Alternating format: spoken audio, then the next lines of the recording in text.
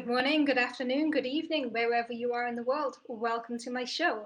My name is Diana Hooper and I'm a postdoctoral researcher currently at the University of Helsinki, where I get to study cosmology. So I'm a theoretical physicist and I specialize in cosmology. That means that I study the universe, the contents of the universe, how everything evolves, how everything interacts. Hey, Scott, great to see you in first today. Thank you for stopping by. Hey, Ange, really nice to see you. I know you're on a train. Thank you for joining. So yeah, I love talking about cosmology. I'm a cosmologist. I study everything happening inside the universe. It's a great topic. And I love jumping on Happs and answering anybody's questions about the universe, just rambling about the cosmos. And I'm really happy that today I'm joined by a very good colleague, friend, and frequent collaborator of mine, Matteo. So Matteo, welcome. Hello, everyone. I'm very excited to be here. Thank you very much for having me. It's great to have you here. Yeah. So just a comment here, people who followed me in the early Periscope days might remember Matteo because he did join me a couple of times before when I was still in Aachen, so many years ago. But Yeah. this is not your first stream. No, So do no. you want to introduce yourself? Yeah, for those of you that might very well not remember me, I am a colleague of Diana's. I'm a cosmologist as well, although I'm yet in the middle of my PhD, but we are working on the same topics, and working with Diana has really been a learning experience for me all the way from my master's until now. So here I am. The overlap is quite large, but still, there's a lot to do. Yeah, we work on very similar topics, which is why we've had, I think, 5 papers together by now. Yeah, exactly. Yeah. So me and Matteo met during when you were doing your last year of master's, and I was doing the last year of my PhD. And then we both got a position in Brussels. So I moved there for my first postdoc. Matteo moved there for his PhD. So we've actually been working together for like three years. Now I've actually moved away. I finally got rid of you. You didn't follow me this time. Yeah, well, but still, the collaboration has been prolific enough for 3 years. Yeah, so exactly. 5 papers and probably many more to come. Just want Hopefully. to say hello to everybody joining here. David, Scott, Ange, Paul, so nice to see you on a Sunday. I love that you all just come and listen to Cosmology on a Sunday. Thank you for the Appreciate Award, Scott, and thank you to the people who put awards before we'd even started. I love it. It's so nice. Thank you so much. So thank you for your comment, Paul. You're looking forward to hearing about the paper. Yeah, so we should introduce what we're doing here today. So we mentioned that we have 5 papers together. We actually put out our newest paper on Monday this week.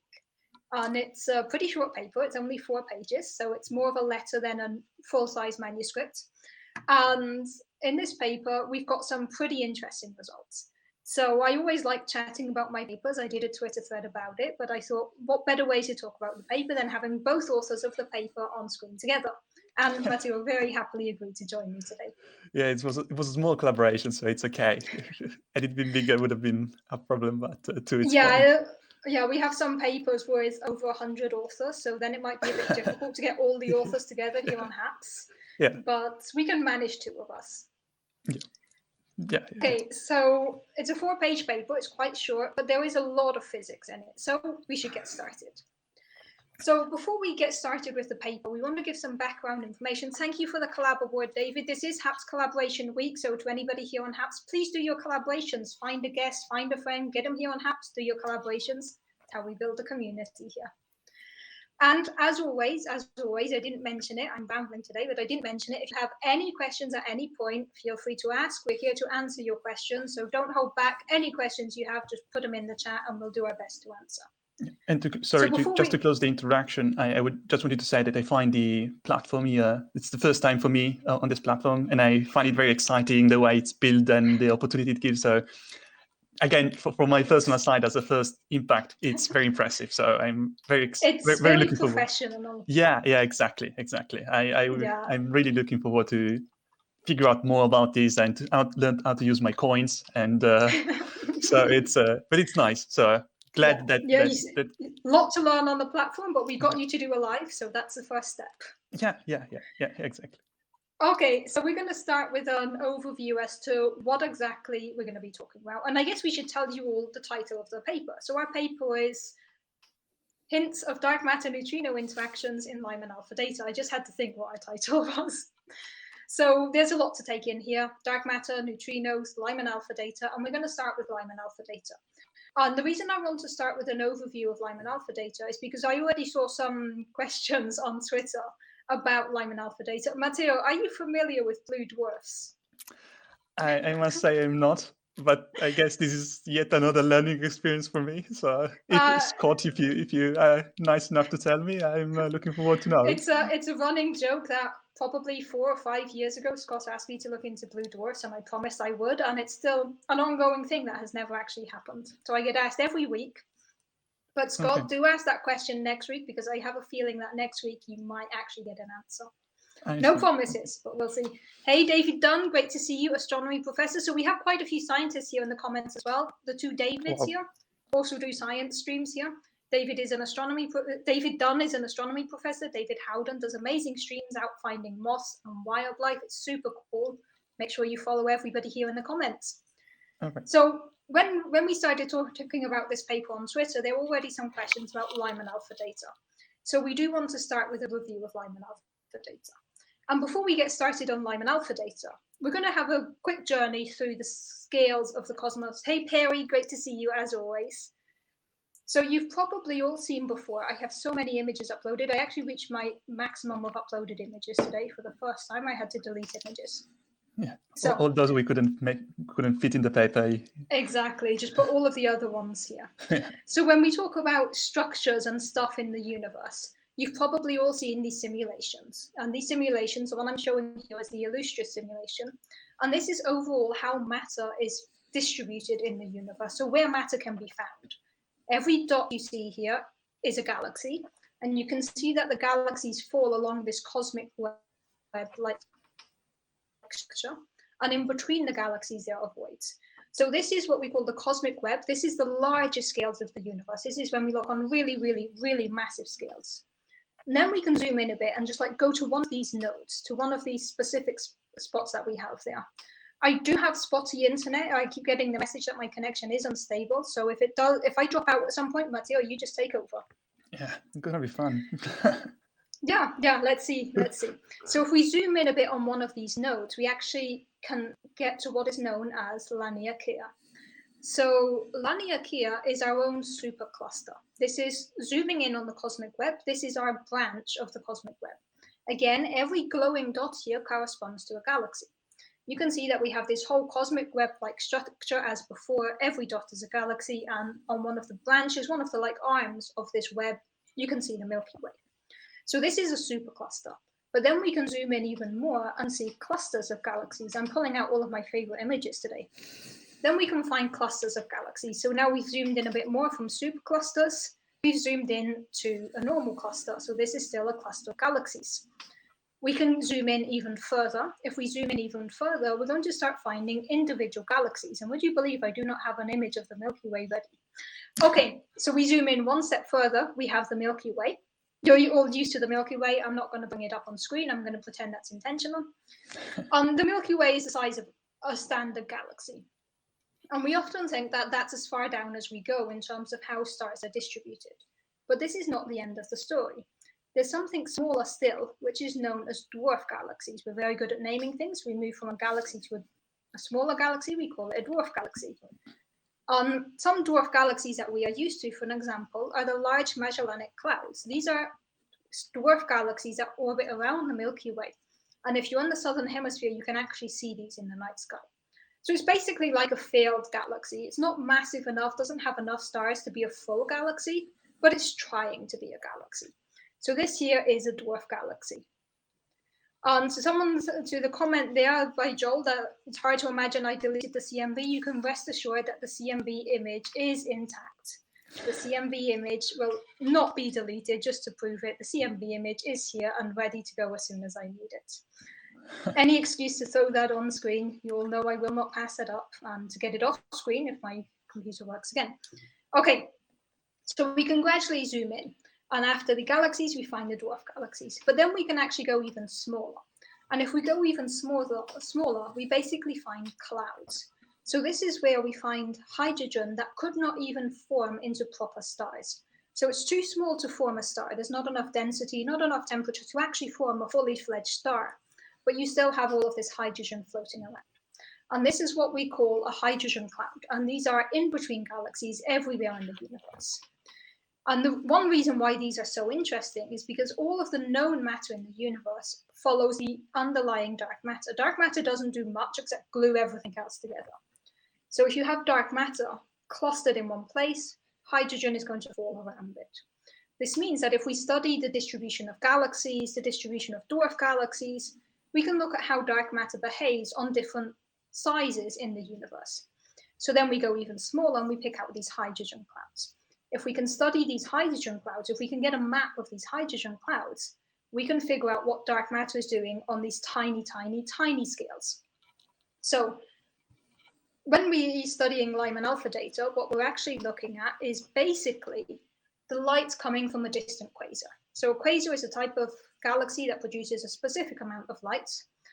Now, as this light travels towards us, it's going to pass through one of these hydrogen clouds. So you can see here in the top panel, you have this background quasar. It's traveling towards us through this intergalactic medium in between galaxies to Earth. Now, as it travels towards us, this light is going to hit the hydrogen cloud. And this is going to, it takes a cosmologist to call this tiny. Yeah, if it's one galaxy, it's tiny. We don't care about it. Yeah, that's a cosmologist for you. Okay, so when we have the light coming from this quasar, it's going to travel through this hydrogen cloud. And this is going to trigger a series of emissions and absorptions. This just means that the hydrogen is going to absorb the photon and then release the photon again. And when this happens, it produces bands in the spectrum. So, if you hold up a prism to light, you're going to get the rainbow effect. Now, if you hold up prism to a flame and you put a different chemical material there, when you produce the spectrum, the rainbow, you will actually see dark lines where this specific element that you're using has absorbed light. And this is what we can do with Lyman alpha data. So when we look at the light from a distant quasar, it will travel through this hydrogen cloud. It will have a lot of these absorption and emission patterns. And by the time it reaches us, what we get is this messy thing you see in the bottom of the screen. So the fun job we have is doing science with this messy thing. Go ahead, Matteo. Just because it was something that confused me a little at the beginning, so maybe it's useful. The idea here is that when you have the light coming through from the quasar and you absorb it, and the main idea is that you also emit it, but then the angle is not going to be the same. So the reason why you see the absorptions is that you do absorb and emit, but it's assumed that you emit in another direction so that you don't see the photons that you emit. So the idea is that you have only absorptions because the light that you emit, again, you don't see. So this was just something that at the beginning confused me a little, and maybe it's a piece of information that can help understand it's a super useful comment to make. Very good point to make. And I love the comment here by Mineral Man that most of these images are millions of light years away.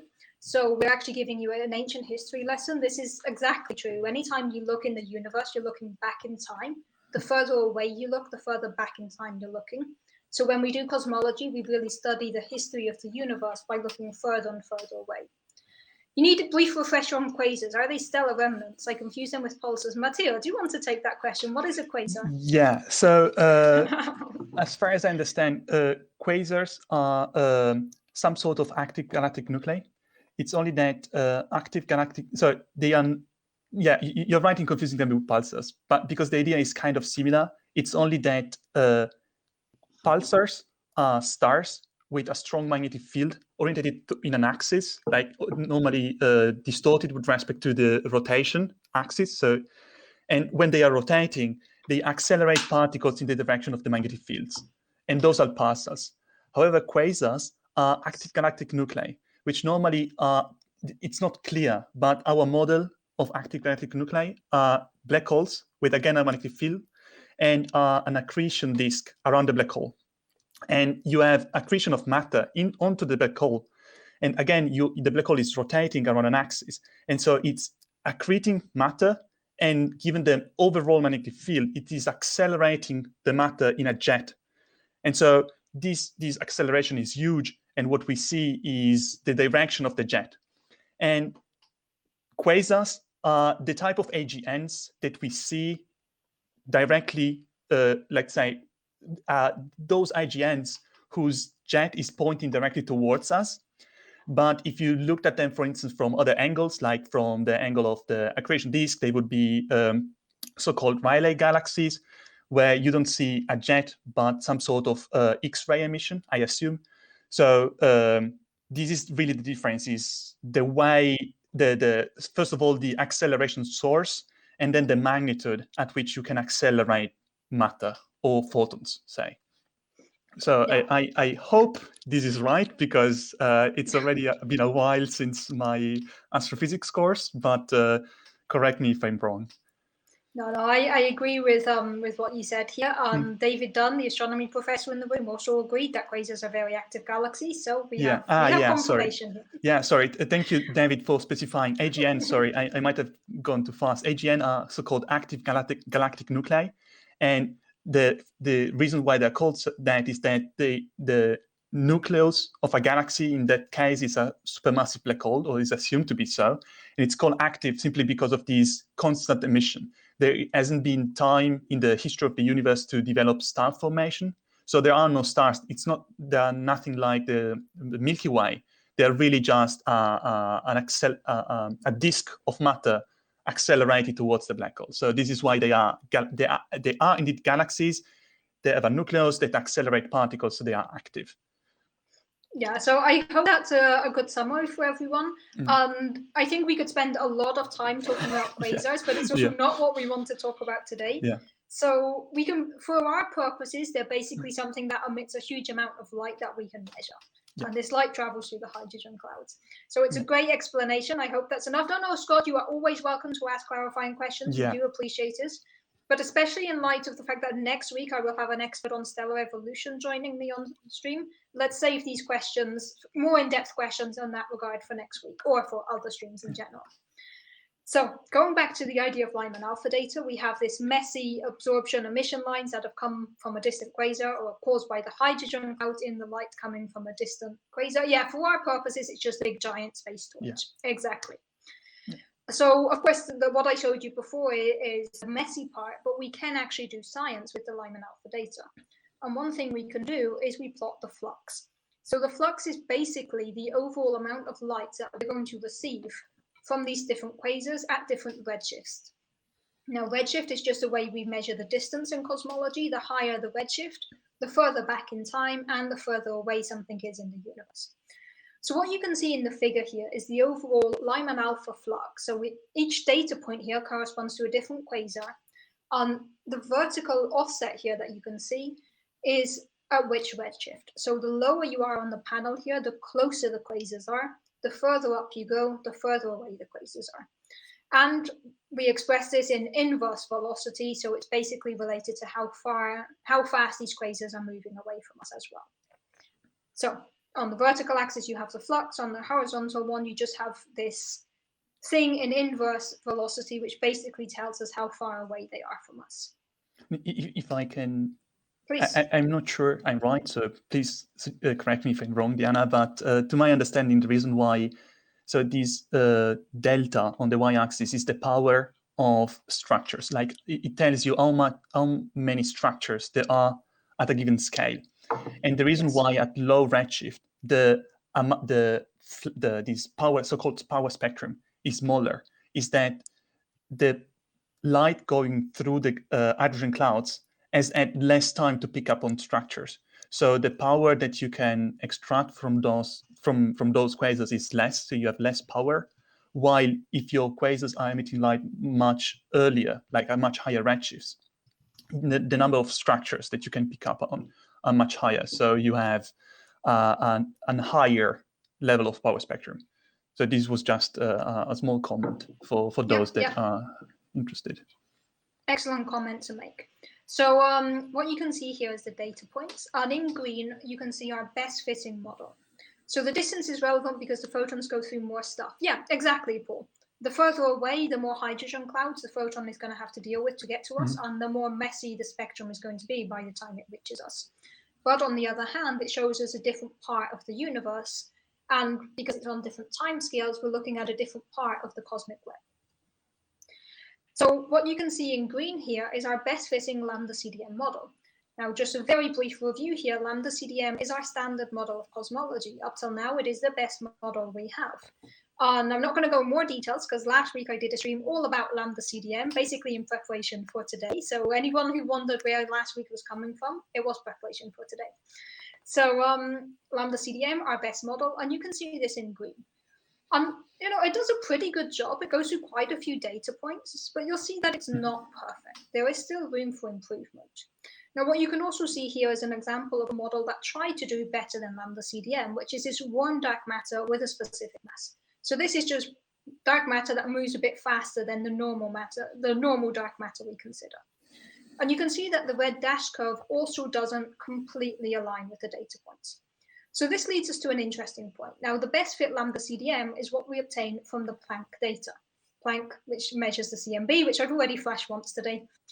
So when we use the CMB, we get this Lambda CDM model, and then we compare it to Lyman alpha data, and there is a slight issue. So this is what we call a small tension. And Matteo, I think you wanted to explain what tension is. Yeah, gladly. So in a very simplified terms, let's forget about cosmology and everything. Let's just imagine you had 2 data points, which are just 2 points, let's say here and here. And then you want to fit those points with a line, with a curve, whatever you like. And you have different models, and every model has its own prediction. So what you can do is to try and fit your model, and let's say you have a line. Then you have a third measurement in the middle, and it's up here.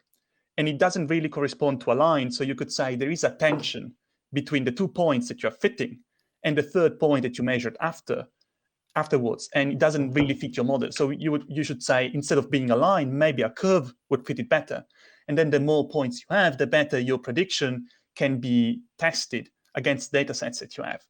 And in the case of cosmology, what we have is a model that predicts the evolution of the universe from the end of inflation to today. And one of the... Which is no small feat. That is like 14 billion exactly, years of evolution. Exactly. And to be fair, our model fits so many data points to a degree of precision, which is, to me, really puzzling. It's incredible to which precision Lambda CDM can fit the data.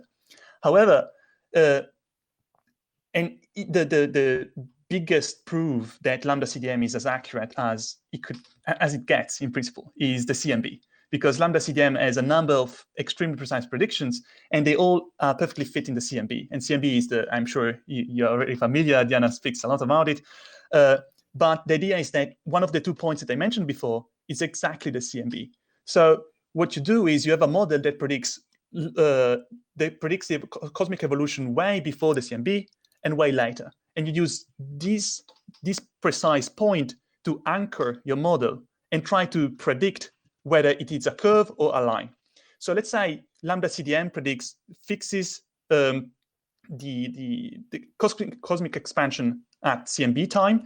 And then you say, let's just simply say Lambda CDM predicts that it's a linear increase. And then you can have local observations, as it could be, for instance, in the case of supernova, or you can really locally measure how fast the universe expands, how many galaxies are clustered at what scales. And you can then test the projection of Lambda CDM that you have from the CMB to what you can observe locally. So what we call Planck prediction is something we fix at CMB and we project today using a model. And our model is Lambda CDM. What we try to, and then of course we measure something today, and we realize that in certain observables, such as the expansion rate, or in this case, the Lyman alpha power spectrum, we have some discrepancies. And what you want to do is not to change the CMB or anything, but just to change the way your model projects these observables from back then to today. One example is what we looked at the paper, but many other examples try to address other tensions. Like, for instance, you might have heard the H-naught tension is very similar. So there are models that try to... Sorry, thank you. The Hubble tension, which is a discrepancy which let's say, emerged in the context of the expansion history of the universe. And then you want the universe to expand either faster at earlier times or later times, etc. And in our case, what we looked at is a model that can correctly modify the Lyman alpha prediction at small scales, such that we can better fit the data with respect to lambda CDM. Yeah, so just want to make sure everyone, it's a great explanation of tensions there. Just want to make sure we're very clear that what we're doing today is not trying to address the Hubble tension. A lot of my papers are on that topic. Yeah. But today we're trying to address this tension, this slight mismatch between the Lyman alpha data and the CMB data. And as Matteo was saying, this is ridiculously difficult because the CMB data is incredibly precise and it makes a lot of predictions that we've been able to verify. So you don't have a lot of freedom. The idea is to modify it in a way where you fix one tension without introducing a new tension. Yeah. So just to put it in perspective here, when we talk about the H0 tension or the Hubble tension, this is at about 5 sigma, which means the chances of these two measurements being this different, you're like 99.9999% sure that these two measurements do not overlap. And I forget how many nines it is, but it's a lot of nines. And that one is probably the biggest one. And the Lyman alpha tension is at around 2 to 3 sigma, so it's a lot smaller, but it is still substantial. So as Matteo was just implying, let's change gears a bit and actually go into the paper now. Yeah. So in the paper, we look at a different model that has been looked at in the past, but we're looking at it in a new perspective. I see there's a question from Scott here. Is inflation so difficult to understand because it's so long ago, or did the rules change after? Great question.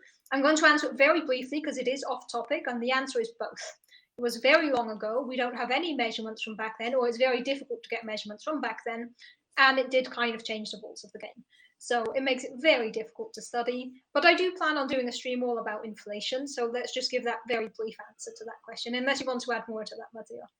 Well, I would just say we do have a very rough understanding. It's not like we know nothing about inflation. We have simple theories that match the observations, but as it's very tough to make precise predictions that you can clearly test. So we do have a basic understanding, but as you said, it's difficult to be sure. Yeah, it's difficult to be sure. And we can get into a whole other topic about gravitational waves and what they're going to do for us in terms of inflation, but let's not get into that today, because if I get into that, I'm going to forget what I do want to talk about. So in this paper, we look at a new model. It's not new. People have looked at the model before, but not in the same way that we're looking at it. So in our model, the idea is, you've probably all heard me talk about dark matter being cold. So dark matter is slow, and it only interacts with anything else via the gravitational force and maybe the weak force, but it only really interacts via the gravitational force, which means it doesn't talk to the other particles in the standard model. And in our model, we're looking at the idea that dark matter can actually bounce off very slightly of neutrinos and vice versa. So this implies there's a scattering, would be the technical term, but a scattering just means two objects bouncing into each other. So you can have a scattering between the dark matter and the neutrinos. Now, this is something that you can look at from many different perspectives. And here we chose to take an agnostic approach in terms of the underlying particle physics. So in our paper, we don't ask how these bump off of each other or what happens when they bump off of each other. We just say, let's assume that there is a model where your dark matter and your neutrinos can bump off of each other. Mm-hmm. And one important thing that we do here that is different to what was done in the past with Lyman alpha data is we assume that the neutrinos are massive. So we know that neutrinos have mass, but it makes them ridiculously difficult to study. Back in November, I think it was already November last year, some people actually implemented the full calculation of massive neutrinos and dark matter in our standard cosmology code, which made our job very impressive. It was an impressive amount of work, really impressive amount of work. And they made their code public, which was amazing. And it meant that we could use their code. And this model has been looked at before using Lyman alpha data for the masters case, and in an approximate way because this tool wasn't so well developed at the time. And now we have this tool to use massive neutrinos bumping off of dark matter, and we have a method to study Lyman alpha data. The method we have to study Lyman alpha data is one that I derived in another paper. So Matteo, I'm going to put you on the spot here. Do you want to explain how we go about using the Lyman alpha data? I know it was my paper, but I'm passing it over to you to explain that. Yeah. Don't worry, you won't be tested on this. This is very, let's say, it's already a very professional level, I think, of understanding. So if you have questions and if you feel like you would like to know more details, please write in the comments. But the very simple idea is that those very small scales are affected in a non-trivial way by the late time evolution of the universe. So it is very difficult to predict them in a simple way, like if you would be able to at bigger scales, like for instance to predict the overall expansion history of the universe before it's much easier. But when it comes to small scales, it becomes much harder. So what you would need to do is to run very computationally intensive simulations that allow you to go to such a precision where your predictions are actually trustworthy. And since these simulations are very costly, they take time. What you can do 3 weeks simulation. Yeah. And Jana knows all about that. So, but the idea here is that you try to run in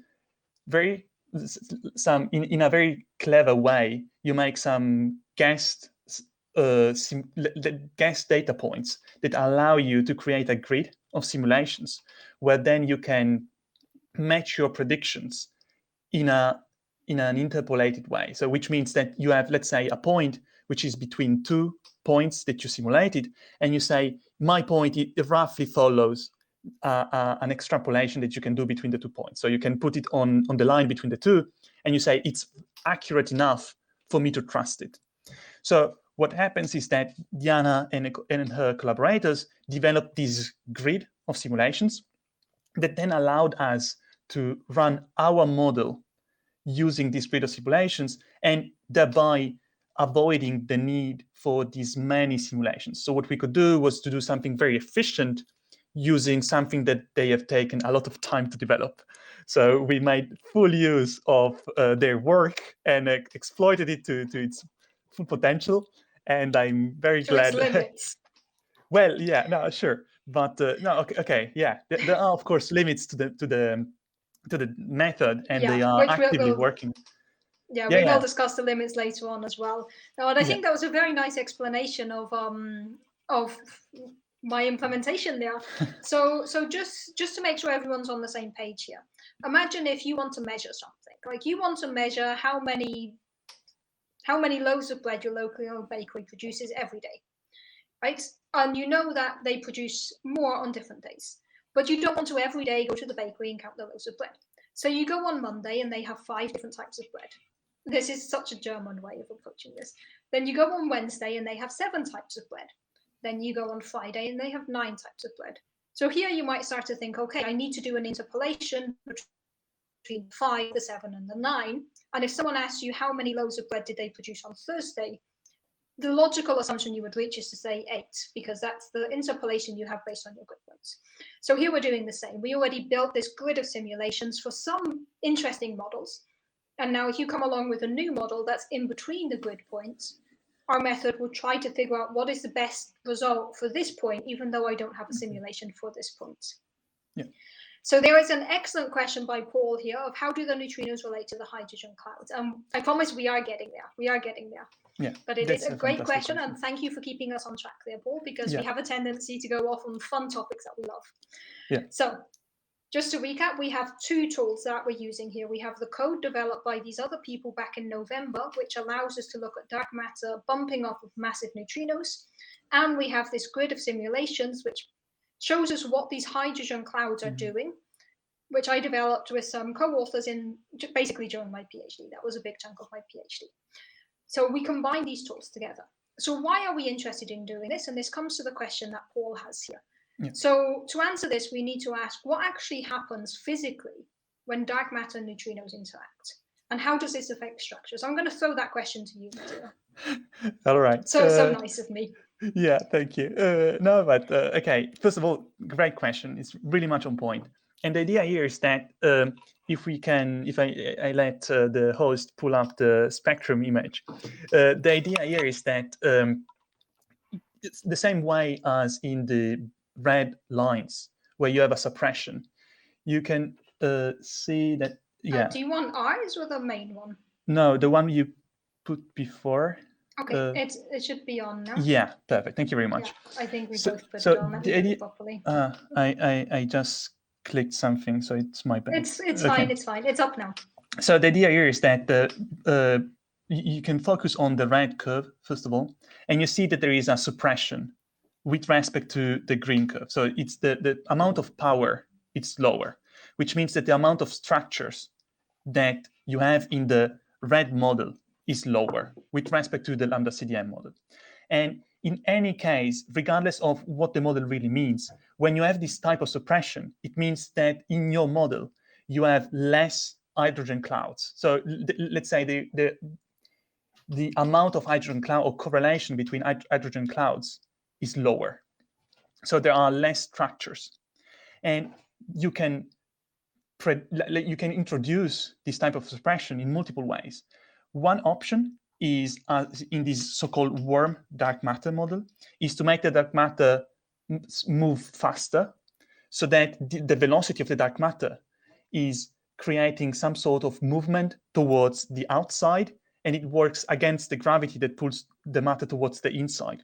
So you have a lower rate of galaxy creation or structure creations, and therefore you have less structures and you suppress the spectrum. What we introduce, which is, to come back to your question, is a possible interactions with the neutrinos. And in this way, you have the dark matter, which is very heavy and would like to gravitationally collapse or form structures. And the interaction with the neutrinos creates some sort of outwards pressure or outwards, let's say, it just goes against. It's a force that goes against gravity and tends to suppress the amount of structures that you can create. So in this way, a very unscientific way of phrasing that, just because I think it helps to visualize it. Imagine if you want to go home, lie down and sleep because you've decided you're done being out. So you're out at a party, you want to go home, lie down and sleep. This is what dark matter wants to do. It wants to just sit still, do nothing, stay there and let other things come to it and build structures. But you try to leave the party and there's hundreds of people who will want to talk to you. So you're trying to leave and everyone's stopping to chat to you, which means it's going to be harder for you to get to the stage where you can sit down and start letting stuff fall on you. So this is a problem that dark matter has now. It wants to form structures and just sit there gravitationally doing not much. And the neutrinos are constantly bumping into it and not letting it rest. Very unscientific way of approaching it, but I think it helps visualize why the dark matter and neutrinos prevent structures from forming. Yeah, and indeed, and this is somewhat of a key feature that you would like in order to solve this type of tension. And to be more specific, and you don't need any knowledge about the physics. You can just focus on the plot and see that in principle, if you focus in particular on the points at very large values on the y-axis, so for where it's written mica and iris, you can see that towards the left, the points start to deviate significantly from the green curve, while on the right, they are more or less fitting. So what you would like to do is for something that, although to be fair, on the right, if you look at the very, very right, there are points that are also somewhat lower than the green curve. So what you would like to do is something that, similarly to the red curve, suppresses the line on the right and enhances it on the left. Okay, so you can imagine that if you had a line, what you want to do is something that does something like this, or more like you would see it like this. So you would want some, like one half of the spectrum to go higher and the other to go lower. So what we did was to introduce this suppression via the interactions, and then and then there is a mechanism which works with the temperature of the AGM, and it's a bit detailed, but there are ways in our model to enhance the right scale, the right values, and suppress the others, such that we can do better than the standard model, than lambda CDM. And this is why the data, so that we can match better the data points. And in this way, our model is somewhat preferred over the green curve, in a way. Yeah, so I think we just kind of dropped a bombshell there that I was planning on doing later, but it's good that we already jumped there. It's perfect. But I'm not sure if you caught that, because Matteo gave a great explanation there, but what Matteo just said and what we found in the paper is that our model fits this data set better than Lambda CDM. And this is kind of a big deal. Now, we've said before, Lambda CDM is the best one we have, right? Now, if we find something that does better, that is significant. And here we have found one model that is able to fit the Lyman alpha data better than Lambda CDM. Now, in order to do this, it means that we actually do prefer interactions over non-interactions. So I do want to show the other figure, one of the figures from the paper, which should be ready here. So I think it was a great explanation, Matteo. I think you really did a good job with that one. But let's show this figure from our paper. So the right one is a bit cut off because we're in the way, but that's fine because we only actually care about the left one here. So when we do is we test 1,000, 10,000, I think close to 100,000 different versions of our model to figure out which parameters of our model the data likes. Now, what you can see in the left panel is the preferred values for the interaction state. So you can see there the preferred values for the interaction state. And what we would expect is that the data prefers 0 interactions, which would be on the left, and then gradually trails off at larger interactions. So you'd basically expect a bell-shaped curve, which we call a Gaussian, centered around 0. And this would tell us that 0 is the preferred value. The data prefers no interactions, and then gradually allows for higher interactions that trail off. The higher the interaction, the less likely it is. But what you can see from the left figure here is that our peak, our maximum, which means our preferred value, is very much not 0. 0 would be on the left of the plot, and we are very much shifted. So this shows us that the data, and here in the blue curve, we are using Planck data and Lyman alpha data. And the combination of these two data sets prefers interactions over non-interactions. So this is what Matteo was saying just now without the figure, because I didn't bring it up in time. But now with the figure, what you can really see here is that we prefer interactions over non-interactions. And going back to what Matteo was saying, I'm going to bring up the other image from our paper as to why this works. And this is what we were already anticipating. So I want to bring up this one. And let me click off that one because we know that I'm going to need that one. So we're back to the flux here. Matteo, do you want to explain this figure? There's a lot of lines here, but you made this figure. So do you want to explain the figure? Yeah, sorry. I felt like I've taken away your moment, and now I'm no, sorry. No, go ahead. This is our paper. It's our model. Go ahead. No, okay. So here we try to keep the same quantities as in the plot before. So on the y-axis here, on the left, you have the power spectrum. And on the x-axis, it's still some sort of scale, which tells you the distance between us and the points that you're observing. And in black, you can see this is a very busy plot, and I must apologize for that. But the idea is that there is a black curve below everything. And believe me on that, it's just the same as the one before. So there are the same, quantitatively, the same differences with respect to the data. And our black model is Lambda CDM. Yeah, it's the standard model. And the red curve, which was before the warm dark matter, in our case, is the one including this non-standard interaction between the dark matter and the neutrinos.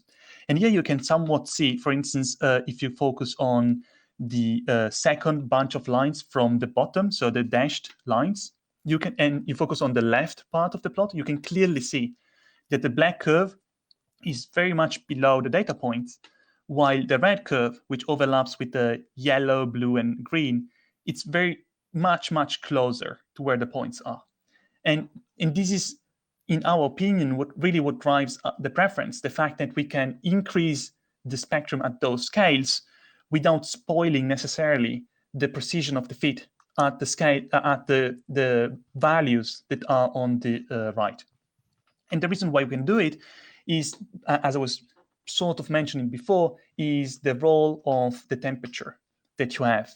Because, of course, if you have hydrogen, you need these hydrogen clouds. And in order for them to absorb a photon, you need the proton to have an electron. And the amount of hydrogen atoms, or at least let's say the amount of protons and electrons bound together, depends on the temperature of the system, because the hotter it is, the higher the energy of the electrons is going to be. So the easier it's going to be for the electrons to be unbounded from the protons. So it is possible to regulate the amount, and then there is a clear connection between the amount of hydrogen and the spectrum you have. It's a bit complicated here. I don't want to go into that, but believe me that when the spectrum, when the medium or the system is colder, the spectrum increases. So here you see it in the orange line, where you can see here that clearly on the left, it kind of overlaps with the red curve and etc. But on the right, sorry, it's very much enhanced with respect to the red curve, the black curve, and the data points. And at the same time, because of the effect that I told you before about that, as in warm dark matter, you suppress the spectrum on the right, then you can also compensate the suppression with the temperature. So to sum up, what you obtain in the end is something that is higher on the left and equally well fitting, or slightly below on the right, which is exactly what you would want in order to do better than lambda CDM. And so this is, as Diana said before, very precisely, this is exactly why we have a preference for something that is non-zero. So a preference that excludes, in a way, lambda CDM. Yeah, so I love this figure. I love that we've been able to do this, and as always, great explanation. So just to recap here, we really do want to shift everything up on the left of the plot and bring it down on the right, but not too much. So we want to shift it up a bit more than we're bringing it down. So the effect of the interactions is to tilt everything. So it pushes things up on the left and brings things down on the right. And now you want to compensate for this, bringing it down on the right. And we've actually found that what is called here in the plot the nuisance parameters, and as Matteo nicely explained, is just the temperature of these hydrogen clouds. We can play about with the temperature to bring this back up.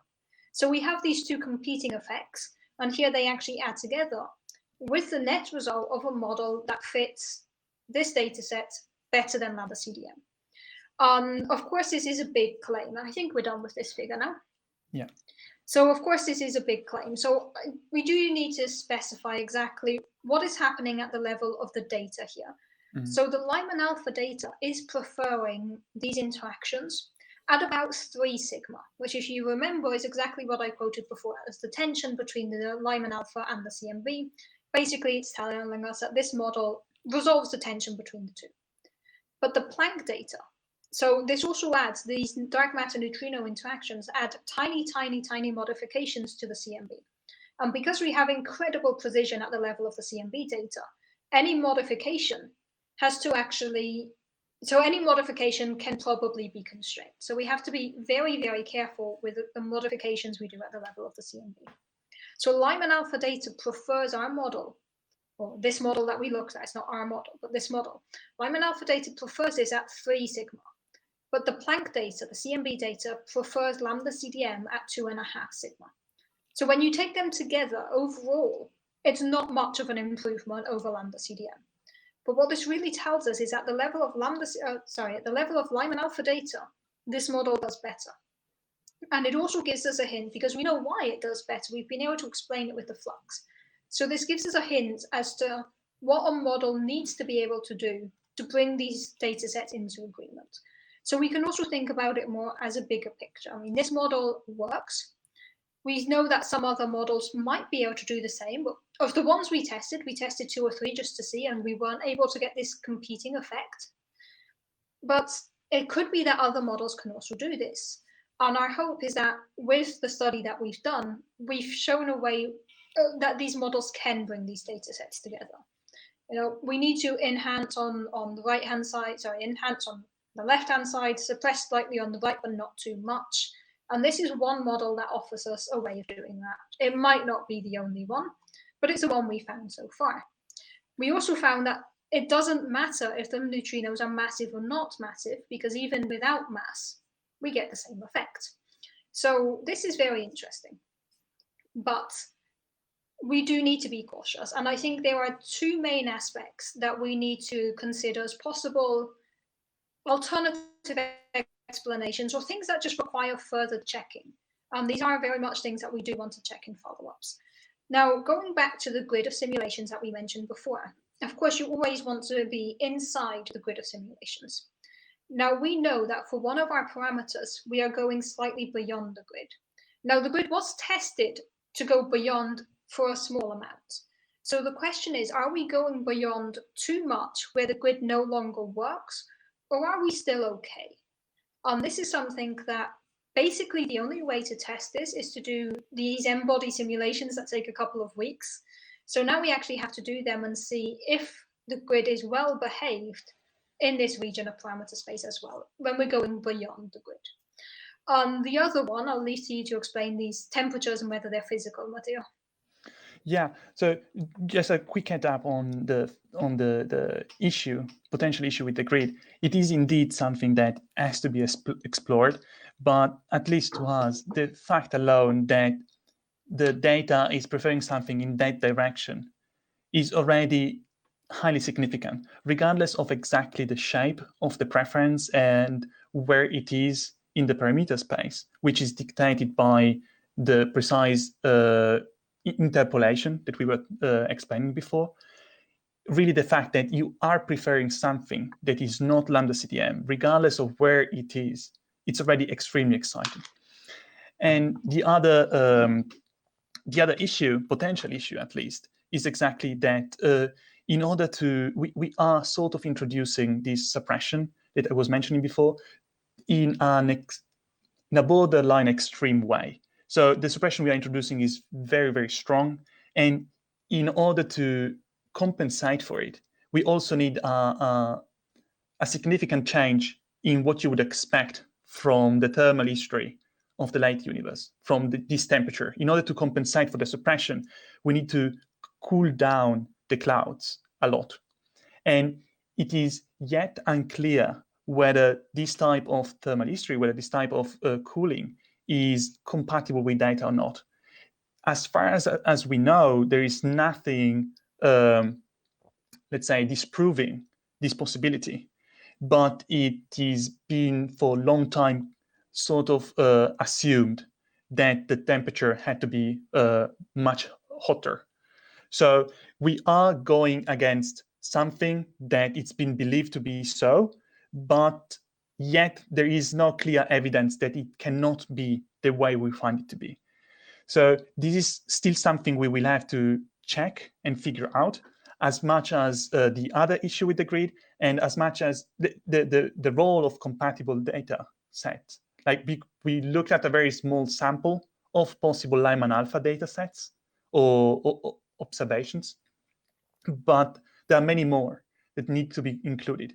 And again, the problem is that you need this sort of this type of simulations, and that takes time, and not everything is public. So this is still something that we need to check. And as Diana said, we are very cautious.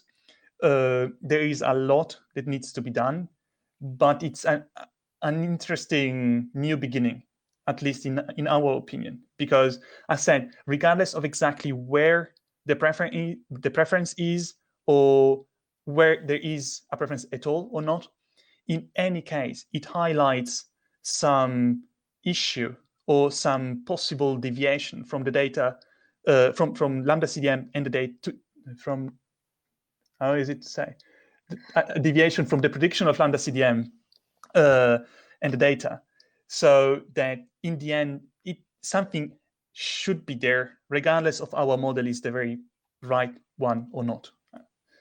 Yeah, so as Matteo just very nicely said there, we are being cautious because we know there are some things that still need to be checked, but we are also optimistic, and we think we've been very cautious in the paper. We've done so many tests, like countless tests of everything, and our results show that this model fits Lyman alpha data better than lambda CDM does. It's a big claim, but this is what the data is telling us, and we're very excited about this paper. We're very excited about the results.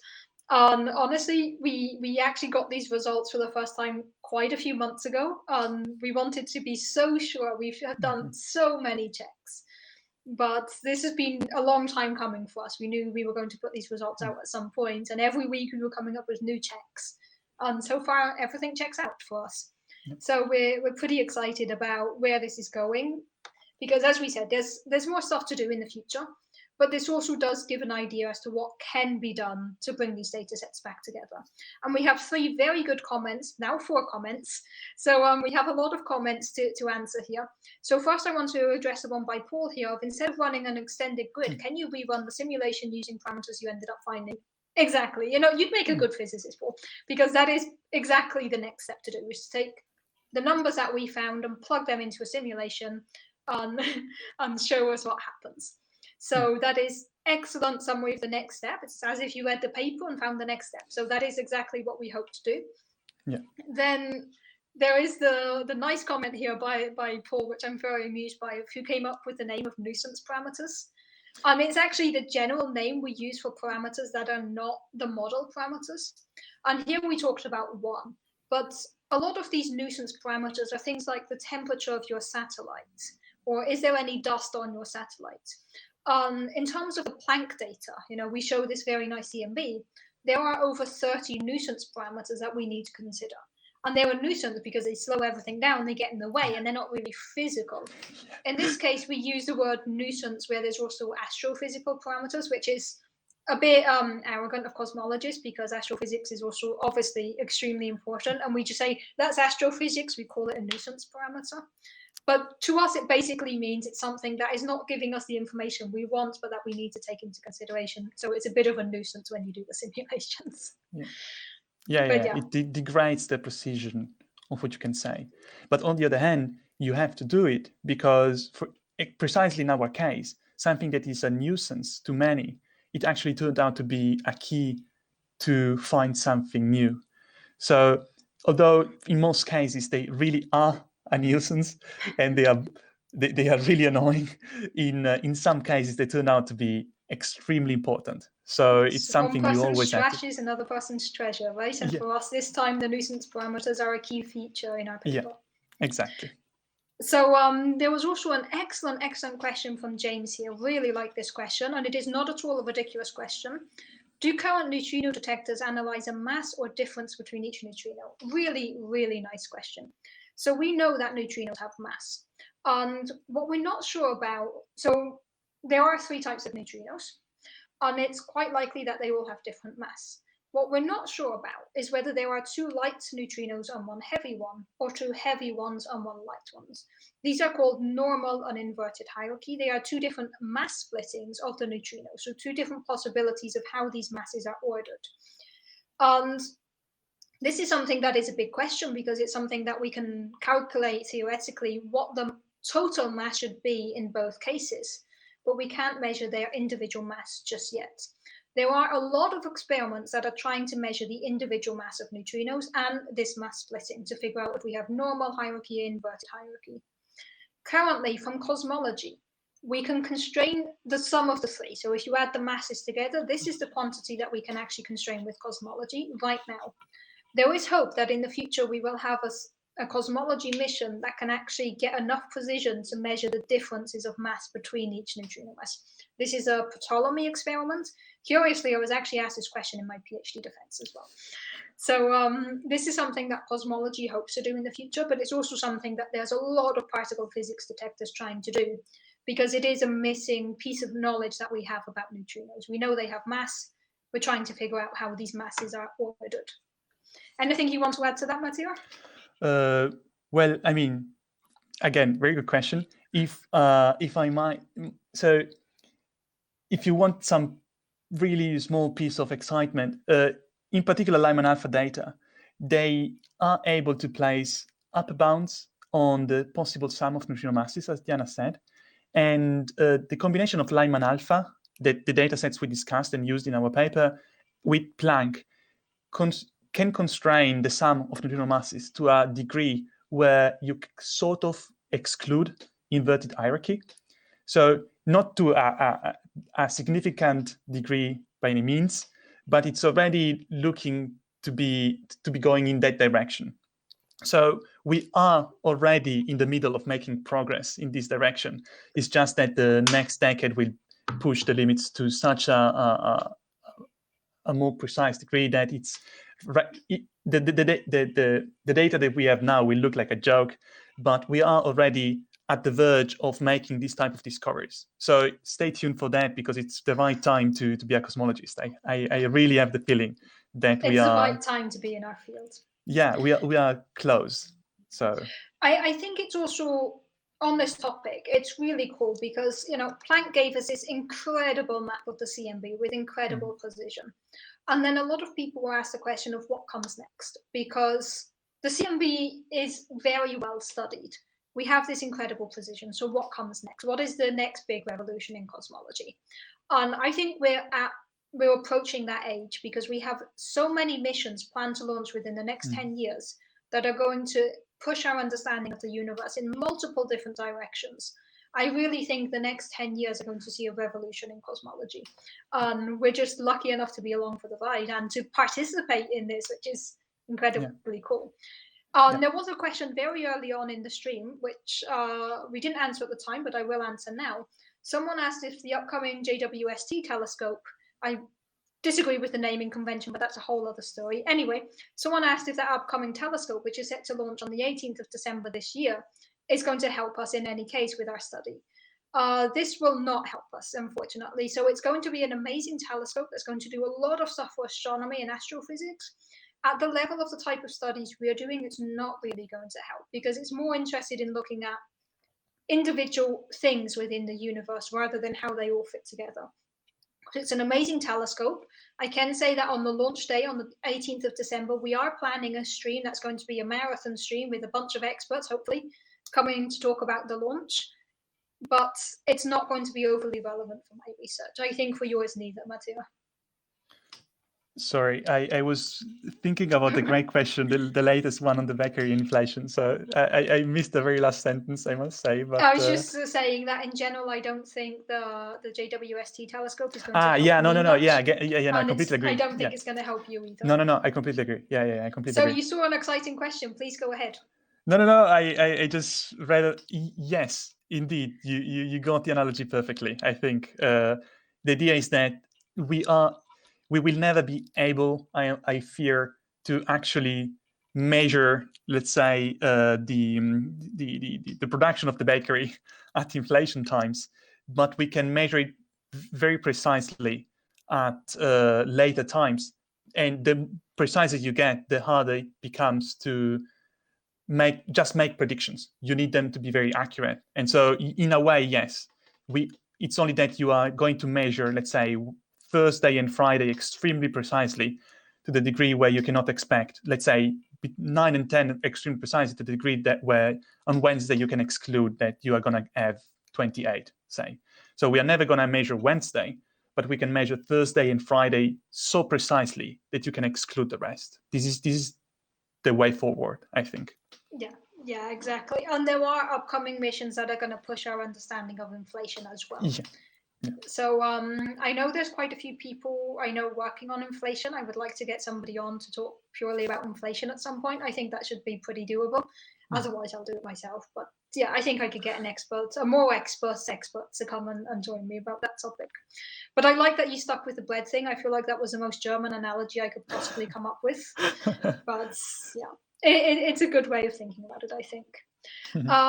Procedure question. When a paper is presented, are there certain peers that must review it? This is an excellent question, James. So, and this is a disclaimer we should have made at the beginning. The paper that we're discussing today has not yet undergone peer review. So what happens is we put the paper on an online archive server where everyone in the community can already read it and see it. This is done partly to get our results out fast and partly to aid in this whole community review process. So normally when you put out a paper, you get a couple of emails, people saying like, hey, you didn't cite my work, or hey, I think you might have made a mistake here. And then you submit it to a journal. Now, depending which journal you submit to, the length of this process changes, the duration of it changes, but you will have somewhere between 1 and 3 experts in the field who are asked to read your paper. It will basically be the editor of the journal will look around like who else works on these topics, who might be able to give an expert opinion, and then they'll email them like, hey, can you review this paper? Then the experts will read our paper as thoroughly as they can and find any issues they can with it. Hopefully they'll be nice to us. But they look for any issues they think at the science level, at the writing level, at the methods level, at the statistics level, basically anything they can. And they write a report and send it back to you. And then when they send it back to you, you address their comments. Sometimes there's some back and forth, like, no, I meant this, the referee understood that, I've reworded it. You go back and forth until all referees and authors are happy with the paper. Usually there's some compromises on all sides. And then it actually gets published in the journal. It's a long process, depending how much the referees want to change. It can be longer or shorter. But in the meantime, the paper is already on this archive server where people in the community can already send feedback, can already read it, and can already start building on the results. So there is a follow-up question there by Paul that we mentioned that this is more of a letter than a paper. So it goes through the similar procedure, but with actually more referees looking at it. So in our case, I think it's going to be 2 referees who are going to look at our paper. Yeah, and also if it's a letter, in a more philosophical way, say, you have less space to develop methods or difficult results. So you're really selling an idea. And this is why refereeing letters sometimes is different, but not because of a procedure. That difference in the procedure is more like the approach, because you are in letters, you only have space to discuss ideas and not really develop something very deep or complicated or extensive. So in this sense, sometimes the type of referee is different, but per se, concretely, what you have to do is the same. Yeah, the overall idea that the peers need to approve it is the same. You know, this can be people in ranging levels. It's not necessarily professors who do the review. In fact, I've been asked to referee papers. Matteo's been asked to referee papers. So it's something that we all participate in as well. We review for others so that they review for us. There's a whole discussion to be had about the peer review system and its failings and the fact that most of the time it's unpaid labor, but that's a whole other rant for another show. I think you've heard me rant about that before in the past, so I'm not going to do that today. But it is overall a process where the community can help judge the paper and judge if the science presented there is accurate. Now, some people also do an extra step that we did. This is not necessarily an established thing, but before we put it on the archive server, we actually sent it around to 4 people who we've worked with in the past who work on these topics for their opinion. So we already did a round of internal reviewing and we incorporated all of their comments first. This is something that some people choose to do and some don't. It completely depends on the author. In our case, we've done it with every paper where just before making it public, we get an expert to look over and say, yes, go ahead, make it public, just for our own peace of mind. Especially, I think, with this paper where I do want to mention that this is a paper with no professors involved. So I am a postdoc, Matteo's a PhD, and this paper is entirely our work, just the 2 of us. So putting this paper online was honestly a bit scary, which is why we did send it to several internal referees, just not referees, but several colleagues internally to give us a green light before we put it online, which did help us definitely make that final step. Yeah. I mean, it was, let's say, if for other projects this becomes something personal that you can either decide to do or not, given the type of results that we were getting, it's something in the community you would like to really be sure of. Because let's say you find some results and then someone finds you're wrong. If the results are something expected, you might expect something called improvement. Like people take your work as a first step and then improve on it. However, if you make this type of claims or this type of findings, people remember. So you really, yeah, it's unfortunate, but it's true. So you want to be as sure as possible of what you've done, because the magnitude of what it might imply is also different than for other papers. So of course we are being very cautious, but we are also aware of what it would mean. So we really try to be as careful as possible. And it helped. It was very important in the end. We got some very, very, very important feedback. and it was definitely worth the wait. So And this is the nice way of saying that the two of us were in such a nervous state before clicking that submit button. yeah, it's true. And for those of you that unfortunately didn't have the luck to live it personally, it's really an extremely important part of research. Also, the excitement of this energy rush that you get when you do something that's exciting, because it doesn't happen always. So when it happens, you want to live it 100%, and you want to find a balance between living the excitement and be scientific and calm. So it's been nice. It's been very nice, and I was very glad. Let's say my personal supervisor kept looking on my shoulders and guiding me towards possible mistakes that I would have made plenty. So it was incredible under many points of view and aspects. It's been a really fun paper, and I think we've both enjoyed it. We've both learned a lot from it. Yeah. And now we're excited to see what the responses are going to be to the paper. Yeah. There is one comment from Paul here. Once it's published, are the reviews known publicly? They are not. So neither the name, so we don't even know who is refereeing our paper. There's always a guessing game of like, oh, based on the writing style, can I figure out who my referee is? Technically, we don't know who's refereeing our paper. This knowledge will not be shared publicly, and the reports are not shared. That's a whole other conversation again in my rant about what could be wrong with peer review. There are now some journals that do actually make this public, so that then you can see the full process, but it's uncommon. So in our case, neither the referees nor their reports will be made public to our knowledge. Yeah, it ties also very well with Scott's comment on possible vendettas, etc.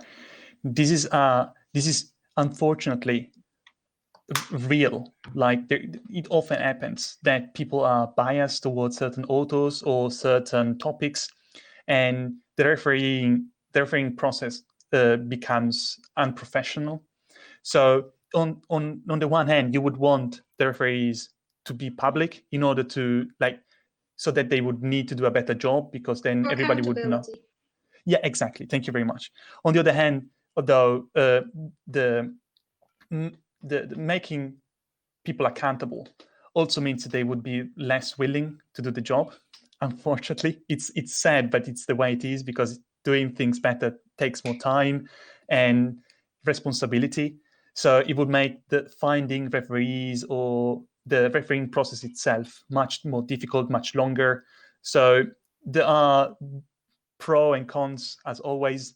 I think the way it is a good start. There is a ton that can be improved, but yeah, unfortunately, just the way it is for now. Yeah, I'm not going to go on a rant about this. No. I've done that before. But there are actually some journals now that give you the option. If you know there's somebody in the field who has a tiny vendetta against you, you can actually specifically request, there's a box like, please don't send it to this person. Some journals actually let you do that now. But there is also the thing that when you're asked to review a paper, you have to confirm that you don't have a conflict of interest. And this is individual responsibility. But if I'm sent a paper by somebody in the field I dislike, I would say, I have a conflict of interest. Honestly, I can't review this in an impartial way. And we hope that everyone does the same. That if you get a paper that, for whatever reason, you can't be unbiased, you shouldn't be the referee. This is why we all have to declare that there is no conflict of interest. And that's towards negative and the positive. Step. You cannot even referee for friends, because, of course, it goes both ways. You don't want someone that's completely against you, but in order to make the things fair, you don't even want a colleague to referee your papers, because it would make everything much less professional and impartial. Yeah, so we could go off on a tangent about peer review. So let's maybe leave it at that. We've explained the process.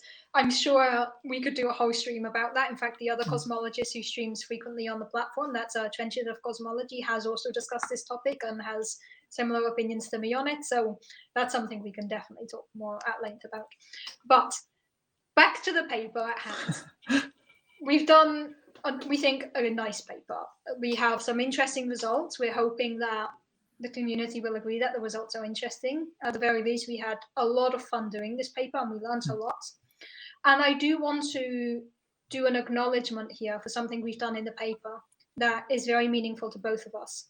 So while doing this paper, both me and Matteo have been grieving the loss of a peer, and we both suffered a loss in 2020, end of 2020. And this is obviously something that's been on our minds. So we have actually dedicated this paper to the memory of the parents we lost in 2020.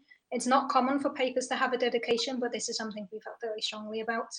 And it's something that is there, you can find it in the paper, and it's something that we're very happy that we did, and we know that both of the people we mentioned would be very proud of this paper and very proud of the work we put in. Yeah, and personally for me, like as said, like this is becoming personal, so we can finish at any moment. But as said, it was difficult at the very end to go ahead with that, given the possible magnitude of everything. So knowing that this was behind the paper was really a source of strength for me, and I know for Diana as well. So in a way, it was very poetical that even if not there was still this drive and this pushing that has been really unstopped for the whole life. So it was very nice, and I'm very glad we ended up writing something like that. It's nice. Yeah, adding a bit of the human touch to the papers. Yeah, definitely. Yeah, because we are physicists, but we are also human beings. And some people forget that sometimes, but it's good to acknowledge that we are also human beings being a physicist. Yeah, 2020 is a historic and personal turning point in so many ways. That year, it was just so crazy. Like, so much happened in 2020 to so many people. And I think as a species, we have not yet begun to grip with the communal grief we have from 2020. It's a year that is going to go down in the history books for many reasons, personal and otherwise. And it's a year that defines humanity. It defines who we are in crisis. It defines how we pull together. It's going to mark generations of humans. Thank you for the Happs Hug Award. We did get off on a tangent here. We didn't mean to end on a somber note.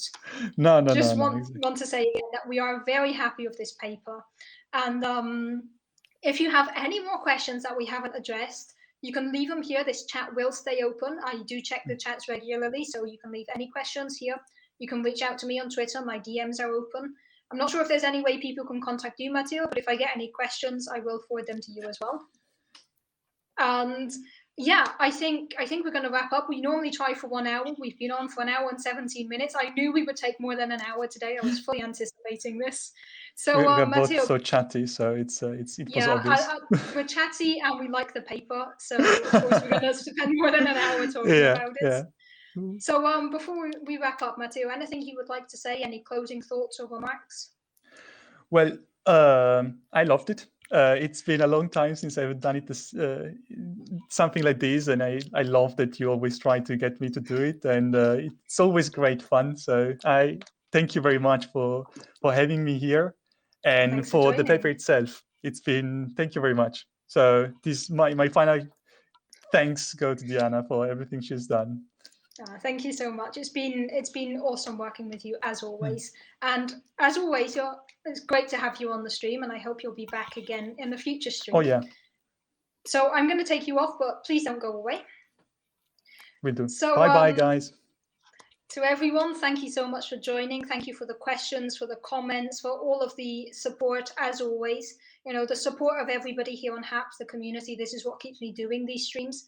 You're all amazing. Such a nice community here. And to everybody who gave awards, thank you so much. I'm not sure if you know just how much these awards mean to us creators. It's such a big thing. So thank you so much for the comments, the questions, the love, the support, everything. It's always nice to see everyone here on Happs. I will be online again next week, but at a different time than today. I will actually be online my Friday evening. So Friday lunchtime for most people in the US. I have a special guest joining me, as I already hinted. We're going to talk about life and death of stars. It's going to be great fun. So do tune in next week. As always, I will schedule the broadcast a few days in advance, so you should get the notification if you follow me here on Happs. If you don't follow me here on Happs, what are you waiting for? Click the follow button. you will get the notification. In any case, I will be online next week. Brief answer to that question, David. Helsinki is absolutely amazing. I love it here. I just moved 3 weeks ago, completely in love with the city. Everyone's been incredibly friendly and helpful and so accommodating. People are just going out of their way to make me feel welcome here, and I love it so much. It's such a nice place. Okay, so thank you everybody for joining. This has been super fun. I hope to see you again next week, and I hope in the meantime you all stay safe and take care of each other.